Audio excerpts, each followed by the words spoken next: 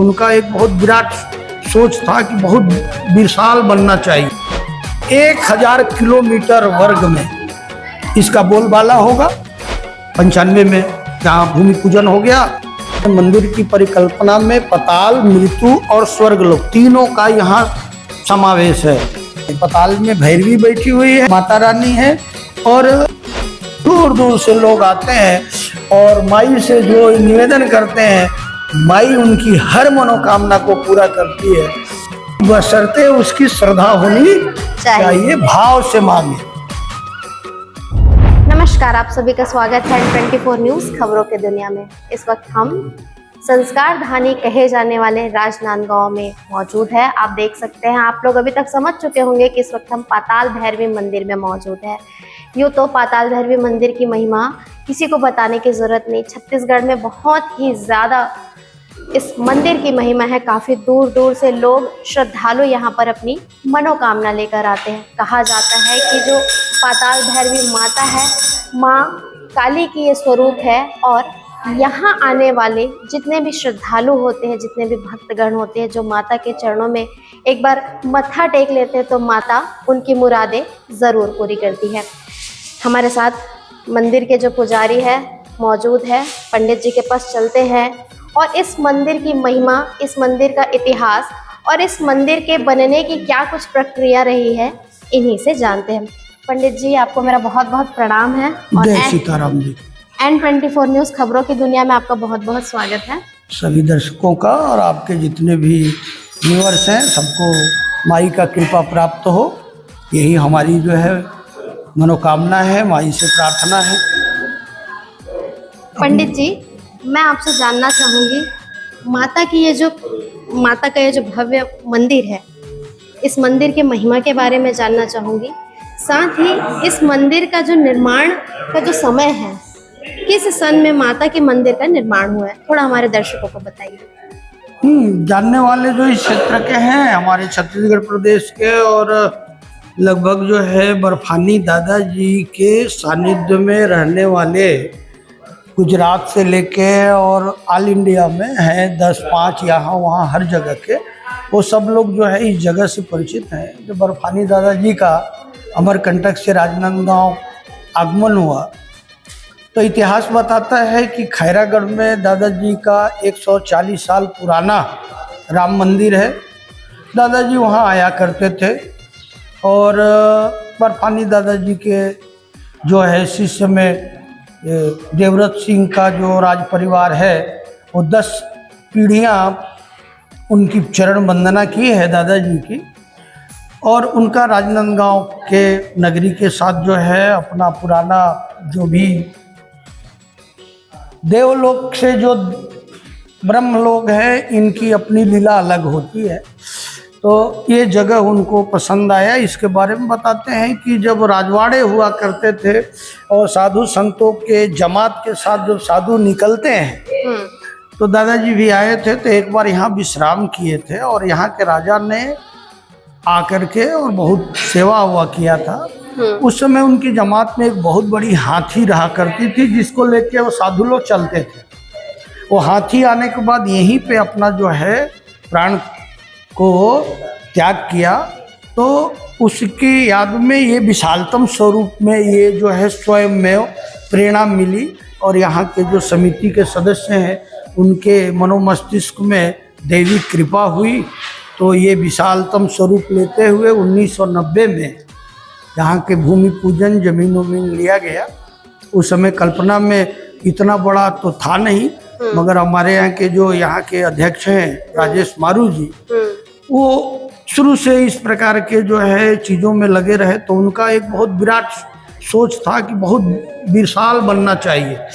तो वो विशालता का रूप लेते हुए 1995 में यहाँ भूमि पूजन हो गया, और उसके बाद धीरे धीरे निर्माण काम शुरू हुआ। 96 में माई आ गई, 98 से माई की पूजा शुरू हो गई। फिर दादाजी ने जो है इनका प्राण प्रतिष्ठा किया। इसमें शक्ति डालने के लिए कई यज्ञ हो गए, सहस्त्र चंडी महायज्ञ हुए, और करते करते जो है श्री विद्या 10 महाविद्या की स्थापना हुई।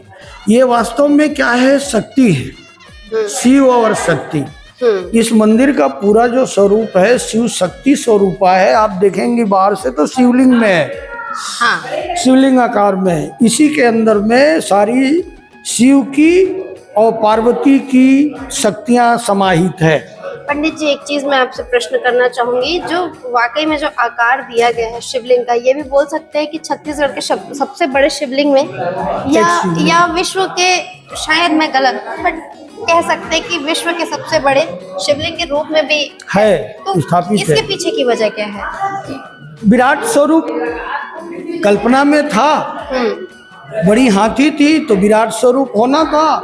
और यहाँ की जो समिति के मैं बताया चेयरमैन जो है राजेश मारू जी, उनकी कल्पना में भी ये बात रही कि बनाएंगे तो बड़ा बनाएंगे, विशाल बनाएंगे, विशाल बनाएंगे। क्योंकि सामने जो नंदी जी है, नंदी जी के भी यदि आप स्वरूप देखेंगे तो काफी विशाल है नंदी जी का स्वरूप। आप सभी को मैं बताना चाहूंगी। पंडित जी, ये जो मंदिर है, माता को पाताल भैरवी के नाम से क्यों जाना जाता है, इसके बारे में थोड़ा बताइए। इसलिए क्योंकि भैरवी है, शक्ति है, शिव की शक्ति है। और पुराणों में भी मिलता है कि शक्ति की उपासना करते हुए जो है अहिरावण जो है माता जी को, शक्ति को पाताल लोक में चला गया था।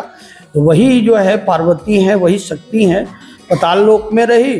तो चूंकि अपने मंदिर की परिकल्पना में पाताल, मृत्यु और स्वर्ग लोक तीनों का यहाँ समावेश है जी। ये पाताल लोक है, मध्य में जो है वो मृत्यु लोक है। वहाँ क्या है पंडित जी, वो थोड़ा दर्शकों और ऊपर में सबसे स्वर्ग लोक है। पाताल में भैरवी बैठी हुई है, माता रानी है। और जो मृत्यु लोक है उसमें शिव और शक्ति के जो समय समय पे अवतार हुए जो रूप हैं, वो जो है 10 देवियां वहाँ विराजित है। उनको श्री विद्या भी कहते हैं, 10 महाविद्या भी कहते हैं, वो स्थापित हैं। और सबसे ऊपर में 12 ज्योतिर्लिंग है जो स्वर्ग का प्रतीक है। इस प्रकार से ये संरचना पूर्ण हुई।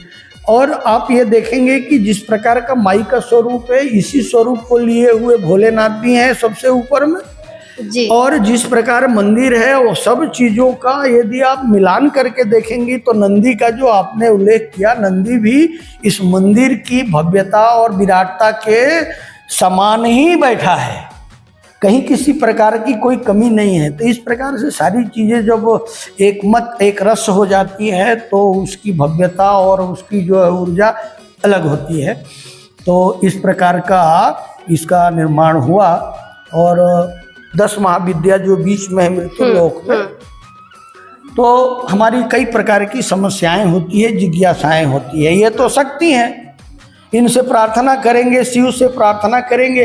काम करने वाले तो कोई और हैं, तो उन काम करने वालों में अलग अलग हैं। काली स्वरूपा है माता, तारा जी के रूप में है, छिन्नमस्तिका के रूप में है, उसके बाद त्रिपुर भैरवी के रूप में है, धूमावती के रूप में है, बगुलामुखी के रूप में है, मातंगी के रूप में है, कमला के रूप में है। और फिर जो है वहाँ भैरव बाबा भी हैं। पूरी जो है ये श्री विद्या है। इन विद्याओं का पूजन करने से और इन देवियों का करने से समस्त प्रकार की मनोकामनाएं, समस्त प्रकार की दुष्ट आत्माएं इधर उधर दूर होती है, ग्रह बाधा दूर होते हैं। और उदाहरण के लिए ये आप समझ जाइए, अपने निजी लाइफ में कोई काम करना है, घर के सामने की नाली खराब हो गई है, चौक हो गई है, तो हम प्रधानमंत्री के पास तो जाएंगे नहीं या मुख्यमंत्री के पास में। उसके लिए जिम्मेवार जो है, जो व्यक्ति है, उसको यदि कहेंगे तो काम जल्दी हो जाएगा। वैसे ही जो अलग अलग समस्याएं हैं, ये देवियां अलग अलग रूप में जो है अलग अलग समस्याओं को लेकर के और उसका निराकरण करने के लिए माँ और शिव और शक्ति ने अपने रूप को प्रकट किया। उनकी पूजा करने से वो समस्त प्रकार की मनोकामनाएं पूर्ण होती है। और साधक लोग जो है श्री विद्या का, श्री विद्या माने धन दौलत ऐश्वर्य की प्रतीक है। बिल्कुल पंडित जी, एक चीज मैं आपसे जानना चाहूंगी, नवरात्र के समय में यहाँ ज्योति कलश की जो महिमा है, कैसा वो नज़ारा होता है? कितने की संख्या में ज्योति कलश यहाँ पर प्रज्वलित की जाती है? यहाँ तो जब शुरुआत किए तो 51 ज्योति से शुरुआत किए थे। आज जो है 2500-3000 के आसपास ज्योत जो है जलती है। और चैत्र की जोत और दुर्गा पक्ष की जोत में कुछ अंतर रहता है, परंतु 100-200 का अंतर रहता है। 2500 जोत जो है लगभग यहाँ जलती है, उसकी अभी अपनी क्षमता बनी हुई है। और हमारे यहाँ का ये है कि सारे जोत के साथ जवारे का विशेष रूप से व्यवस्था की जाती है, तो जवारे के साथ में होता है। और एक जो चीज़ है ये श्री यंत्र है जी। यहाँ जोत का भी श्री यंत्र है, हवन का भी श्री यंत्र है और इस मंदिर का भी श्री यंत्र है। तो ये माई के परिक्रमा पथ में 511 जोत जलती है, 2 यहाँ जलती है और बाकी ये परिक्रमा में है। तो दर्शनार्थी आते हैं तो उस भव्य छटा को अपने नेत्रों से अपलक निहारते हैं। तो वो जो है सैकड़ों जोत की जगमगाहट है और माई की परिक्रमा करते हुए जब श्रद्धा भाव से करते हैं तो मेरा मानना है कि वो ऊर्जा उस व्यक्ति के लिए बड़ी लाभकारी होती है, नकारात्मक ऊर्जा नष्ट होती है और उन ऊर्जाओं से जो है उनको बड़ा लाभ मिलता है। इस कारण से जो है ये आपका चर्चित है। अच्छा पंडित जी, एक प्रश्न मैं आपसे और जानना चाहूंगी, आप कब से यहाँ सेवा कर रहे हैं माता की? अच्छा, ये बड़ा बढ़िया क्वेश्चन है। हमारा सौभाग्य ये रहा कि जिस समय आपस में बैठ के जब चर्चाएं करते थे, जब जमीन नहीं थी, कोई कल्पना नहीं था, तो उन लोगों के सानिध्य में संपर्क में शुरू से रहने का मुझे मौका मिला। और नींव खुदा, भूमि पूजन हुआ, रेती गिरी, ईंटा गिरा, उसके पास बैठ के रात की रखवाली करना, देखना। जब रोड से यहाँ तक आने जाने का रास्ता नहीं था तो सारे मित्र जब यहाँ आते थे तो उनको खोजते हुए मैं भी आता था। और उसके चलते जो है ये पूर्व जन्म का प्रारब्ध मैं मानता हूँ कि बहुत सारे हजारों लोग आए, पर उसके साथ साथ में मैं घूमते फिरते यहाँ पहुँचा दोस्तों के साथ में। और फिर हमारे आँखों के सामने एक एक ईंटा, एक एक रेती गिट्टी ये सब चला है, उसमें कहीं न कहीं अपना भी हाथ लगा है, योगदान है। और माई की पूजा पाठ का जो मौका है, हम कोई आचार्य और कोई पढ़े हुए और मेरा ये इस प्रकार के कोई बात नहीं है कि उस समय ये था कि दिया है तो बाती नहीं है, बाती है तो तेल नहीं है, और ये तीनों है तो माचिस नहीं है, और ये सब इकट्ठा हो जाए तो गाने वाले नहीं हैं, बजाने वाले नहीं हैं, तो थाली बजा के, लोटा बजा के और लोहे को बजाते बजाते, करते करते, गाते गाते, जगाते जगाते आज जो है इस मुकाम को प्राप्त किए हैं। तो उसका आनंद की अनुभूति जो है वो उस समय से, जब ये कुछ भी नहीं था, उस समय यहाँ पे सांप बिच्छू चलते थे, तब से इस जगह पे करते करते आज जब ये स्वरूप को देखता हूँ और सौभाग्य मिला। उस समय कोई पंडित रखो तो पंडित पैसा मांगेगा, हम ही लोग सब कुछ करते थे, जो समिति के लोग थे, गाना बजाना, नाचना, हंसना, बोलना, अपनी जिंदगी को ईश्वर के सानिध्य में, माता के सानिध्य में कैसे जिया जा सकता है, उसका भरपूर आनंद यहाँ से जुड़े हुए तमाम लोगों ने उठाया है, आज भी उठा रहे हैं, वो आनंदित हैं। और हमको प्रसन्नता होती है कि दूर दूर से लोग आते हैं और माई से जो निवेदन करते हैं, माई उनकी हर मनोकामना को पूरा करती है। और इसके बारे में दादाजी ने कहा था, यहाँ से 1000 किलोमीटर वर्ग में इसका बोलबाला होगा, और जो भी पुकारेगा आएगा श्रद्धा भाव से, एक बार आएगा तो 3 बार बुलाएगी। अच्छा। एक मांगेगी सामने वाला तो उसको 10 देगी, बशर्ते उसकी श्रद्धा होनी चाहिए, भाव से मांगे। पंडित जी, एक अंतिम प्रश्न, हमारे दर्शकों को अपना शुभ नाम बता दीजिए। मैं योगेंद्र पांडे, माई का चरणों का थोड़ी सेवा कर लेता हूँ, बाकी न वेद काठी ब्राह्मण हूँ न कर्मकांडी हूँ, मैं आप लोग के समान एक सामान्य मानव हूँ।